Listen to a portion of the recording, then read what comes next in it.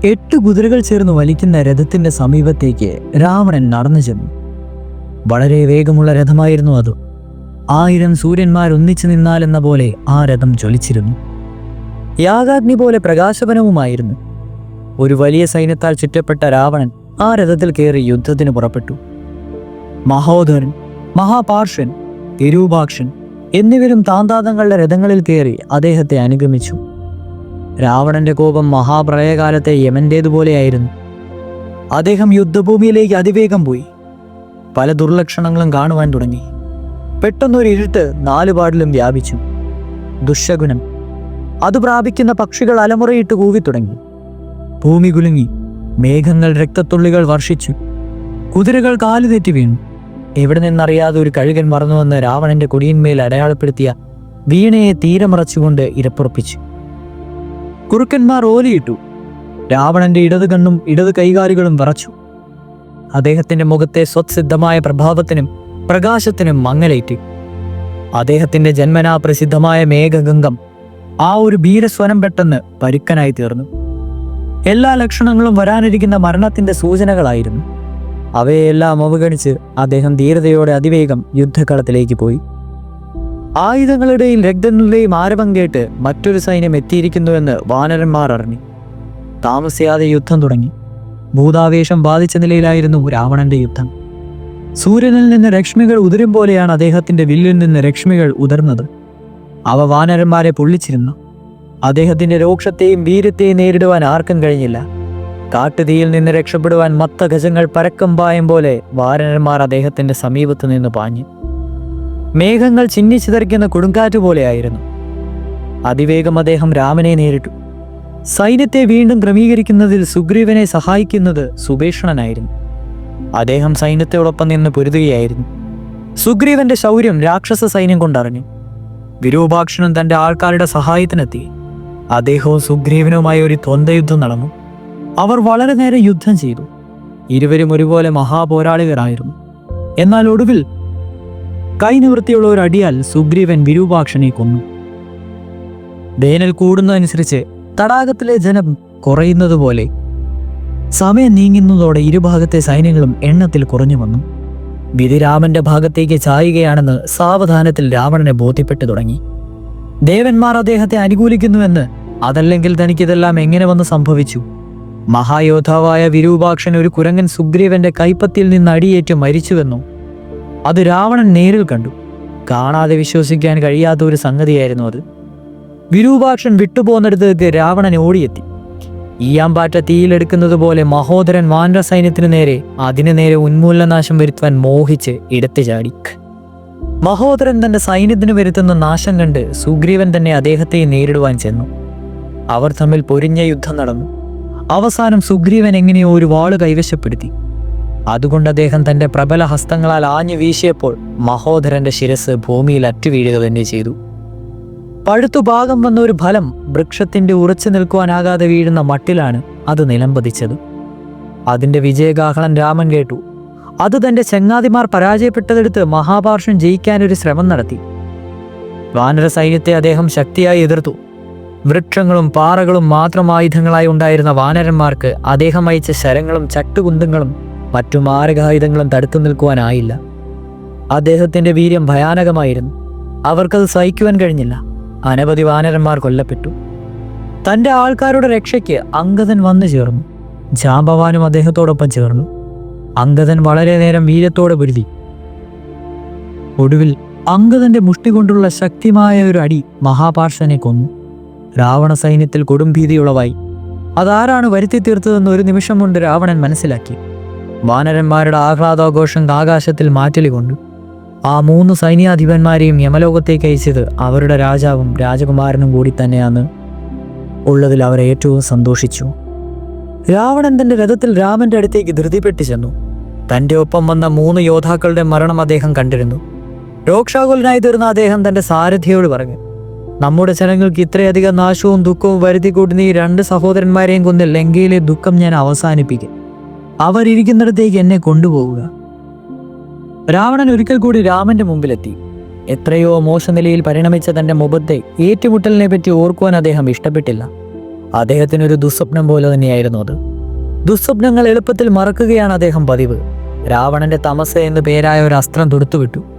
വാനരന്മാരെ ഭയപ്പെടുത്തുവാൻ അത് ധാരാളമായിരുന്നു. അത് അദ്ദേഹത്തിന് ബ്രഹ്മാവ് നൽകിയതായിരുന്നു. അത് വാനര സൈന്യത്തെ കത്തിയിരിക്കുക തന്നെ ചെയ്തു. അപ്പോൾ രാമൻ അങ്ങോട്ടെത്തി. രാവണൻ അദ്ദേഹത്തെ സഹോദരനോടും കൂടി കണ്ടു. അദ്ദേഹത്തിന് നരനാരായണന്മാർ നിൽക്കുന്നത് പോലെ തോന്നി. കീർത്തി കേട്ട് തന്റെ വില്ലിന്മേൽ ചാരി നിൽക്കുകയായിരുന്നു രാമൻ. അദ്ദേഹം ആകാശത്തേക്ക് ഉയരുന്നതായി തോന്നപ്പെട്ടു. അദ്ദേഹത്തിന്റെ താമര കണ്ണുകൾ രാവണനിൽ തന്നെ ഉറച്ചു നിന്നു. പ്രൗഢിയേറിയ അദ്ദേഹത്തിന്റെ കൈകൾ ബലവും സാമർഥ്യമേറിയതുമായിരുന്നു. രാവണന്റെ കോപാകുലമായ മുഖം രാമൻ നോക്കിക്കണ്ടു. രാമൻ തന്റെ വില്ല് ബലമേറിയ തന്റെ കൈകളിലേന്തി. 3 ലോകങ്ങളിലും പേർ പുകഴുന്ന വീരനായ രാമൻ രാവണന്റെ അസ്ത്രങ്ങൾ വരുത്തിവെച്ച നാശം പൊതുവെ നോക്കിക്കാണുകയായിരുന്നു. തന്നെ നേരിടുവാൻ ആഗ്രഹിച്ച് രാവണൻ ഇപ്പോൾ തന്റെ മുമ്പിൽ വന്നിരിക്കുന്നുവെന്നും രാമൻ കണ്ടു. ഏറ്റുമുട്ടലിന് രാവണൻ തന്നെ വഴിയൊരുക്കിയാൽ രാമൻ സന്തോഷം പൂണ്ടു. രാമൻ ഞാൻ വലിച്ചു കിട്ടി. മൂർച്ചയുള്ള അസ്ത്രങ്ങൾ അനവരതം വർഷിക്കുവാനും തുടങ്ങി. വില്ലിൽ ഞാൻ വലിച്ച ശബ്ദമെല്ലാവരും കേട്ടിരുന്നു. രാവണനാവട്ടെ അസ്ത്രനിസ്തസ്ത്രം എന്ന രീതിയിൽ മറുപടി നൽകിക്കൊണ്ടേയിരുന്നു. അവർ തമ്മിൽ നടന്ന യുദ്ധം ഭീകരമായിരുന്നു. ലക്ഷ്മണൻ ഇടയിൽപ്പെടുന്നത് രാവണന് സമ്മതമായിരുന്നില്ല. അദ്ദേഹത്തെ കടന്ന് രാവണൻ രാമന്റെ കൂടുതൽ സമീപത്തേക്ക് ചെന്നെത്തി. രാമനാകട്ടെ അത് ഏറ്റവും സന്തോഷകരവുമായിരുന്നു. ശരങ്ങളുടെ തെളിമയും വേഗവും മഴക്കാലത്തെ മിന്നൽ പിണറുകൾ ആകാശത്തിലൂടെ പതരേക ഉണ്ടാക്കും വിധമായിരുന്നു. മേഘങ്ങൾ എന്ന പോലെ ആകാശം മൂടപ്പെട്ടു. അത്ര തിങ്ങി നിറഞ്ഞാണ് ശരങ്ങൾ പാഞ്ഞിരുന്നത്. അവരിരുവരും മഹാവില്ലാളികളായിരുന്നു. ഇരുവരും യുദ്ധതന്ത്രങ്ങളിൽ നിപുണരായിരുന്നു. അസ്ത്രപരിജ്ഞാനങ്ങളിൽ ഇരുവരും പ്രവീണരായിരുന്നു. അതിനാൽ അവർ തമ്മിലുള്ള യുദ്ധം ശ്രേഷ്ഠം തന്നെയായിരുന്നു, ഗംഭീരവുമായിരുന്നു. രാമൻ മന്ത്രജപം രുദ്രാസ്ത്രം അയച്ചു. എന്നാൽ അത് രാവണന്റെ പടച്ചട്ടയ്ക്കുള്ളിൽ കടക്കുവാൻ കഴിഞ്ഞില്ല. രാമൻ മറ്റൊരസ്ത്രം പ്രയോഗിച്ചു. അതും വ്യർത്ഥമായി എന്ന് കണ്ടു. രാവണൻ അവയ്ക്കെല്ലാം പ്രത്യസ്ത്രങ്ങൾ അയച്ചുകൊണ്ടേയിരുന്നു. അവയാകട്ടെ ഭൂമിക്കുള്ളിൽ പ്രവേശിക്കുകയാണ് ഉണ്ടായത്. ഇപ്പോൾ രാവണൻ അസുരം എന്ന അസ്ത്രം അയച്ചു. അദ്ദേഹത്തിന്റെ ശരങ്ങൾ അപ്പോൾ ആപൽക്കാരികളായ വന്യജന്തുക്കളെ പോലെ രൂപം കൊണ്ട് രാമനെ ശല്യപ്പെടുത്തുവാൻ തുടങ്ങി. രാമൻ ഉടൻ ആഗ്നേയാസ്ത്രം ഉപയോഗിച്ച് അവയെല്ലാം ചുട്ടുകിരിച്ചു. വാനരന്മാരെല്ലാവരും ഒത്തുകൂടി ആ മഹത്തായ ദ്വന്ദ്വം നോക്കി നിന്നു. രാവണന്റെ അസ്ത്രങ്ങൾ നിഷ്ഫലമാവുമ്പോഴെല്ലാം അവർ ആർത്തു വിളിച്ചുകൊണ്ടേയിരുന്നു. പിന്നീട് മയൻ അധിഷ്ഠന ദേവതയായിട്ടുള്ള ഒരു അസ്ത്രമാണ് രാവണൻ അയച്ചത്. അത് രാവണാൽ നിഷ്ഫലമാക്കപ്പെട്ടു. ദ്വന്ദ്വം തുടർന്നു. ഒരാൾക്കും മറ്റേയാളിൽ ആധിപത്യം നേടുവാൻ കഴിഞ്ഞില്ല. രാമൻ ഗന്ധർവാസ്ത്രം വിട്ടു. രാവണൻ സൂര്യാസ്ത്രം അയച്ച് അതിനോട് എതിർത്തു. രാവണന്റെ ബാണങ്ങളിൽ നിന്നുറന്ന വെളിച്ചത്തിന്റെ അനവധി ചെറുവൃത്താന്തങ്ങൾ ആകാശവും ഭൂമിയും ജ്വലിച്ചുകൊണ്ടേയിരുന്നു. ഓരോന്നും ഓരോ കൊച്ചു സൂര്യനെ പോലെയായിരുന്നു. സൈന്യം മുഴുവനും ആ കാഴ്ച അത്ഭുതത്തോടെ നോക്കിക്കണ്ടു. രാവണനോട് യുദ്ധം ചെയ്യുവാൻ ലക്ഷ്മണന് തിടുക്കമായി. അദ്ദേഹത്തിന്റെ ക്ഷമയേറ്റു. വില്ലുമായി അദ്ദേഹം മുന്നിലെത്തി. രാവണനെ പരിക്കേൽപ്പിക്കുവാൻ ആഗ്രഹിച്ച അദ്ദേഹം വളരെ ശരങ്ങൾ അയച്ചിച്ചു. ഇപ്പോൾ നടക്കുന്ന മുറുകിയ യുദ്ധം രാവണനും ലക്ഷ്മണനും തമ്മിലായിരുന്നു. രാവണന്റെ രഥത്തിലെ കൊടി വീഴ്ത്തുവാൻ ലക്ഷ്മണന് കഴിഞ്ഞു. രാവണന്റെ സാരഥിയും അദ്ദേഹം വീഴ്ത്തി. അദ്ദേഹം രാവണന്റെ വില്ല് മുറിച്ചു. അപ്പോഴേക്കും വിഭീഷണൻ ഓടി വന്ന് രാവണന്റെ കുതിരകളെയും വെട്ടിക്കൊന്നു വീഴ്ത്തി. രാവണന് തന്റെ സഹോദരനോടുള്ള കോപം അസഹനീയമായി. അദ്ദേഹം തന്റെ രഥത്തിൽ നിന്ന് ചാടിയിറങ്ങി ഒരു ശക്തി കാളയെഴുത്ത് അത് വിഭീഷണന്റെ നേർ കഴിഞ്ഞു. എന്നാൽ ലക്ഷ്മണൻ മധ്യമാർഗം അത് തടഞ്ഞു. ഉടൻ താൻ ദിവ്യാസ്ത്രമുള്ള മറ്റൊരു ശക്തി കയ്യിലെടുത്തു. അത് യമനേക്കാൾ കൂടുതൽ ശക്തമായിരുന്നു. അദ്ദേഹം തന്റെ പ്രബല അസ്ത്രങ്ങൾ അത് ചുഴറ്റി വിഭീഷണന്റെ നേരെ എറിഞ്ഞു. ലക്ഷ്മണൻ വിഭീഷണന്റെ നേരെ ഓടിച്ചെന്ന് രാവണന്റെ ശക്തിയിൽ നിന്നും അദ്ദേഹത്തെ രക്ഷിക്കുവാനായി മറച്ചുകൊണ്ടേയിരുന്നു. ലക്ഷ്മണനെയും അദ്ദേഹത്തിന്റെ ശൗര്യത്തെയും കൊട്ടിക്കലാശിപ്പിക്കണമെന്ന് രാവണൻ തീരുമാനിച്ചു. അദ്ദേഹം പറഞ്ഞു, വിഭീഷണൻ, അങ്ങയാൽ എൻ്റെ ശക്തിയിൽ നിന്ന് രക്ഷപ്പെടുക എന്നത് സംശയമില്ല. എന്നാൽ എൻ്റെ ശക്തിയുടെ രോക്ഷത്തിൽ നിന്ന് അങ്ങയ്ക്ക് സ്വയം രക്ഷപ്പെടുവാൻ ആവില്ല. ഇപ്പോൾ ഞാൻ എൻ്റെ ശക്തി അങ്ങയുടെ നേർക്ക് എറിഞ്ഞിരിക്കുന്നു. അങ്ങയുടെ മാറുകീറിയ ശേഷം അത് അങ്ങയിൽ നിന്ന് അങ്ങയുടെ ജീവനെ വലിച്ചെടുക്കും. രാവണൻ കോപം കൊണ്ട് അലറി വിളിച്ചു. ലക്ഷ്മണന്റെ നേരെ ശക്തി പ്രയോഗിക്കുകയും ചെയ്തു. മയൻ കൊടുത്തതായിരുന്നു ആ ശക്തി. അതിരയെ കിട്ടാതെ മടങ്ങുകയില്ലായിരുന്നു. ഇടിവെട്ടുപോലെ ഭയാനകമായത് ലക്ഷ്മണന്റെ നേരെ ജ്വലിച്ചുകൊണ്ട് പറഞ്ഞു. രാമൻ പ്രാർത്ഥിച്ചു, ശക്തിക്ക് അതിൻ്റെ കഴിവ് നഷ്ടപ്പെട്ടു പോവട്ടെ. എൻ്റെ അനുജന് ദ്രോഹമേൽപ്പിക്കാതെ അത് വിട്ടുപോകട്ടെ. ശക്തി ലക്ഷ്മണന്റെ മാറിൽ പ്രവേശിക്കുക തന്നെ ചെയ്തു. ഒരു കാളസർപ്പം അതിൻ്റെ പാർപ്പിടമായ മാളത്തിൽ പ്രവേശിക്കുന്നത് പോലെയായിരുന്നു അത്. അത് ലക്ഷ്മണന്റെ മാർവിടത്തിൽ കഠിനമായി പരിക്കേൽപ്പിക്കുകയും ചെയ്തു. അതോടെ ലക്ഷ്മണൻ ബോധമറ്റ് വീണു. അദ്ദേഹം വീഴുന്നത് രാമൻ നോക്കി നിൽക്കുകയായിരുന്നു. ലക്ഷ്മണന്റെ വീഴ്ചയിൽ അദ്ദേഹം അത്യന്തം ദുഃഖിതനായി. അദ്ദേഹത്തിന്റെ കണ്ണുകളിൽ ബാഷ്പമുദിച്ചു. കോപത്താൽ അദ്ദേഹം കലികൊണ്ടു. എന്നാൽ കോപിച്ച് സ്വയം മറക്കേണ്ട സമയമല്ലെന്ന് മനസ്സിലാക്കി അദ്ദേഹം രാവണനോട് യുദ്ധം ചെയ്തുകൊണ്ടേയിരുന്നു. അതേസമയം അഗാധവും അതിരുറ്റതുമായ സഹോദര സ്നേഹം കാരണം ലക്ഷ്മണനെ പറ്റി തന്നെ ചിന്തിച്ചിരുന്ന അദ്ദേഹത്തിന്റെ മനസ്സ് ഒരു പ്രക്ഷുബ്ധാവസ്ഥയിലായിരുന്നു. ലക്ഷ്മണന്റെ മാറിലെ മുറിവിൽ നിന്ന് രക്തം പ്രവഹിക്കുന്നത് അദ്ദേഹം കണ്ടു. ശക്തി ലക്ഷ്മണന്റെ ദേഹം തുളച്ചിരിക്കുന്നു. രാമൻ ആ കാഴ്ച സഹിച്ചു നിൽക്കുവാൻ കഴിഞ്ഞില്ല. അദ്ദേഹം ചെന്ന് ആ ശക്തി ലക്ഷ്മണന്റെ മാറിൽ നിന്ന് വലിച്ചുവിടുവാൻ ശ്രമിച്ചു. ഇരു കൈകൾ കൊണ്ടും അദ്ദേഹം അത് വലിച്ചപ്പോൾ കയ്യിൽ വെച്ച് അത് മറഞ്ഞു. രാവണൻ അപ്പോഴെല്ലാം രാമന്റെ നേരെ ശരങ്ങൾ ചൊരിഞ്ഞുകൊണ്ടേയിരുന്നു.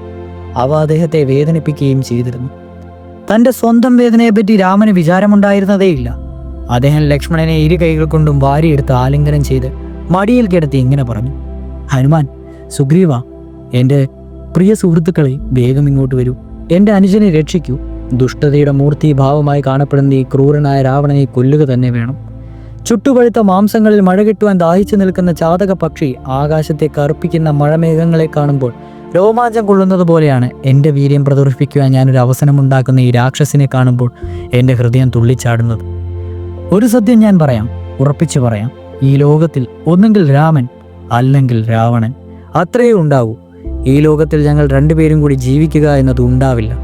ഒരേ ഉറയിൽ രണ്ടു വാളുകൾ വയ്ക്കാനാവില്ലല്ലോ. രാവണന്റെ മരണത്തോടെ എൻ്റെ സർവ്വ ദുഃഖങ്ങളും വിസ്മരിക്കപ്പെടും. എൻ്റെ രാജ്യനഷ്ടം, വാനരസം, ദണ്ഡകാരണത്തിലെ പര്യടനം, സീതാവിരഹം, രാക്ഷസന്മാരുടെ എതിർപ്പ്, പിന്നെ ഇപ്പോൾ ഈ മഹാദുഃഖവും, നരകയാതന പോലെയുള്ള ഈ വേദന, ഇവയിൽ നിന്നെല്ലാം രാവണൻ വധിക്കപ്പെടുന്നതോടെ എൻ്റെ മനസ്സ് കുളിർമയിലാകും. രാമൻ പുതിയ ഉണർവോടെ യുദ്ധം ചെയ്യുവാൻ ആരംഭിച്ചു. ആ ഏറ്റുമുട്ടൽ മുമ്പത്തെ പോലെ തന്നെ ഭീകരമായിരുന്നു. വില്ലിലെ ഞാൻ വലിക്കുന്നതും ശരങ്ങളുടെ ചീറിപ്പായുന്ന മർമ്മരവും അന്തരീക്ഷത്തിലെ ഭുൽക്കാര ശബ്ദവും മാത്രമേ കാണികളും കാണുകയും കേൾക്കുകയും ചെയ്തിരുന്നുള്ളൂ. ക്രമേണ രാവണൻ ക്ഷീണിച്ചു. സ്വർണ്ണമുനിയുള്ള അനവധി ശരങ്ങൾ കത്തുന്ന തീ പോലെ അദ്ദേഹത്തെ കഠോരമർദ്ദനം ചെയ്യുകയായിരുന്നു. രാവണൻ യുദ്ധഭൂമി വിട്ടുപോയി. അദ്ദേഹത്തിന്റെ പരാഭവത്തിൽ വാനര സംഘത്തിന് അതിയായ ആനന്ദമുണ്ടായി.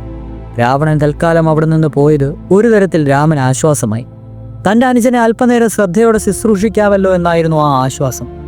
ലക്ഷ്മണൻ ഇപ്പോഴും അബോധാവസ്ഥയിലായിരുന്നു. അതിനാൽ യുദ്ധം ചെയ്തുകൊണ്ടിരുന്നപ്പോഴും രാമന്റെ മനസ്സ് മുഴുവൻ യുദ്ധത്തിലായിരുന്നില്ല. അദ്ദേഹം സുഷേണനോട് പറഞ്ഞു: സുഷേണ, അങ്ങ് കണ്ടല്ലോ രാവണന്റെ ശക്തി ലക്ഷ്മണനെ പരിക്കേൽപ്പിച്ചിരിക്കുന്നത്. അവൻ എനിക്ക് ഏറ്റവും പ്രിയപ്പെട്ടവനാണ്. എൻ്റെ അനുജൻ അനുഭവിക്കുന്ന വേദനയെ നോക്കുമ്പോൾ എനിക്ക് യുദ്ധത്തിൽ മനസ്സുറയ്ക്കുന്നില്ല. രാമൻ ദുഃഖം കൊണ്ട് കഷ്ടപ്പെടുകയായിരുന്നു. കണ്ണീരിൽ ഒലിപ്പിച്ചും കൊണ്ടും അദ്ദേഹം തൻ്റെ അനുജന്റെ അരികത്തിരുന്നു. ലക്ഷ്മണൻ അദ്ദേഹത്തിന്റെ ബഹുപ്രാണനായിരുന്നു. ദുഃഖം സഹിക്കുവാനാകാതെ രാമൻ ഇങ്ങനെ വിലപിച്ചു: എൻ്റെ പ്രിയപ്പെട്ട ലക്ഷ്മണനെ ഞാൻ നിലംപതിച്ച് കാണുന്നു.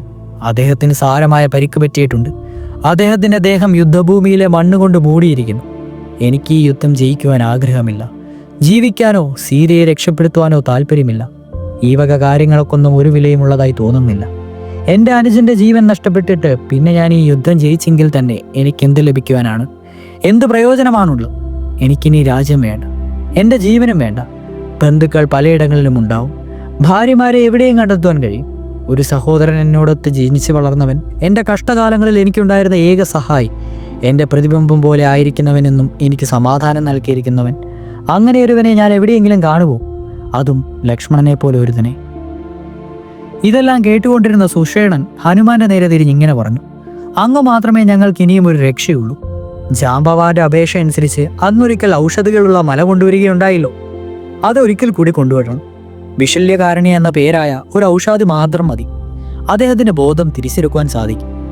സുഷേണൻ വാചകം മുഴുമിക്കും മുമ്പ് തന്നെ ഹനുമാൻ ആകാശത്തേക്ക് ഉയർന്നു കഴിഞ്ഞിരുന്നു. അദ്ദേഹം വീണ്ടും ഹിമവാന്റെ നേരെ പാഞ്ഞു. അദ്ദേഹത്തിന് പൈതൃകമായി ലഭിച്ച വേഗതയോടെ ഹനുമാൻ അവിടെ എത്തി. ഏതാനും നിമിഷങ്ങൾക്കകം ഏറെ ഉയരത്തിൽ നിന്ന് താഴേക്കിറങ്ങിയ അദ്ദേഹം ഔഷാദികൾ ഉള്ളതായ ശിഖരത്തിലെത്തുകയും ചെയ്തു.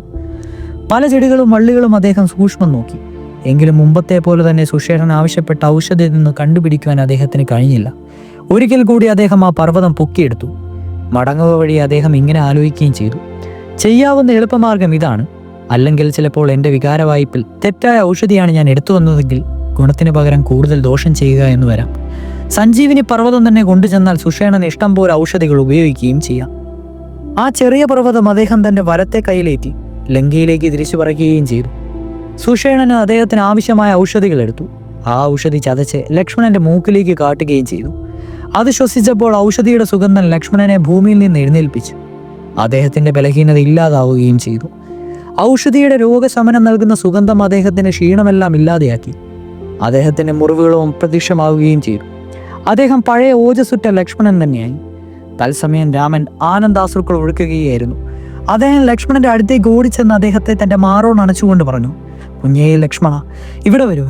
എൻ്റെ അരികിൽ ഇത്ര നേരം ഇരുന്ന് എനിക്ക് ആശ്വാസമേകൂ. നനഞ്ഞ കണ്ണുകളോട് അദ്ദേഹം തന്റെ പ്രിയപ്പെട്ട അനുജനെ വീണ്ടും വീണ്ടും ആലിംഗനം ചെയ്തു. അദ്ദേഹം പറഞ്ഞു, എല്ലാ മനുഷ്യജീവികളിലും വെച്ച് ഞാൻ ഏറ്റവും ഭാഗ്യവാനാണ്. ഞാൻ അങ്ങയെ വീണ്ടും ജീവനോടെ കണ്ടുവല്ലോ. ലക്ഷ്മണൻ വികാരവശനായി. രാമന്റെ വാക്കുകൾ കേട്ട് അദ്ദേഹം കൊടിയ വേദന അനുഭവിച്ചു. അദ്ദേഹം പറഞ്ഞു, രാമ, സത്യമാണ് അങ്ങയുടെ മതം എന്നതിലാണ് അങ്ങ് പ്രസിദ്ധമായിട്ടുള്ളത്. ഒരു സാധാരണ മനുഷ്യനെ പോലെ അങ്ങ് പെരുമാറുകയും ഇങ്ങനെ ദുഃഖത്തിന് വഴിയുകയും വരുത്. വീരന്മാർ പറഞ്ഞ വാക്കിൽ നിന്ന് പിന്മാറുകയില്ല. അങ്ങയുടെ വാഗ്ദത്തം നിലനിർത്തുവാൻ വേണ്ട ഓർമ്മ അങ്ങേക്ക് ഉണ്ടാവണം. അങ്ങ് എന്ത് തന്നെ വന്നുപെട്ടാലും രാവണനെ കൊല്ലുക തന്നെ വേണം. സ്വയം ചെയ്ത വാഗ്ദത്തം അങ്ങ് നിറവേറ്റണം. അങ്ങയുടെയും അങ്ങയുടെ ഉഗ്രമായ കോപത്തോട് നേരിട്ട് നിൽക്കുവാൻ രാവണനാവില്ല. അദ്ദേഹത്തെ പോരിന് വിളിച്ചാൽ ഇന്ന് സൂര്യൻ അസ്തമിക്കും മുമ്പ് അങ്ങ് യുദ്ധത്തിൽ രാവണനെ കൊല്ലുക തന്നെ വേണം. രാവണനെ കൊല്ലുവാൻ അങ്ങ് യഥാർത്ഥമായും ആഗ്രഹിക്കുന്നുവെങ്കിൽ, അങ്ങയുടെ ശബ്ദം പാലിക്കുവാൻ അങ്ങക്ക് കാക്ഷിക്കുന്നുവെങ്കിൽ, അങ്ങ് യഥാർത്ഥത്തിൽ സീതയെ സ്നേഹിക്കുന്നുവെങ്കിൽ എങ്കിൽ എൻ്റെ വാക്ക് കേൾക്കൂ. ഉടൻ രാവണ യുദ്ധത്തിൽ വിളിക്കൂ. അങ്ങ് ഇന്ന് തന്നെയും രാവണനെ കൊല്ലണം. അതെനിക്ക് അറിയുകയും ചെയ്യാം. ലക്ഷ്മണന്റെ വാക്കുകൾ രാമനിൽ പൂർവാധികം ആത്മാശ്വാസം വളർത്തി. അദ്ദേഹം തന്റെ കഴിവിൽ സ്വയം അഭിമാനം കൊണ്ടു. ദുഃഖകാലത്തിലെല്ലാം തന്റെ ഈ സഹോദരനായിരുന്നു തനിക്ക് സമാധാനം നൽകിക്കൊണ്ടിരുന്നത്. ഇപ്പോൾ അദ്ദേഹം തന്റെ പ്രചോദനം നൽകിയിരുന്ന വഴികാട്ടിയുമായിരിക്കുന്നു. താൻ സർവ്വതാ ഭാഗ്യവാൻ തന്നെയെന്ന് രാമൻ സ്വയം വിചാരിച്ച് അഭിമാനം കൊണ്ടു. ലക്ഷ്മണനെ പോലെ ഒരു സഹോദരൻ ഉണ്ടായാൽ അദ്ദേഹത്തിന് ഏറ്റവും സന്തോഷമാവുകയും ചെയ്തു.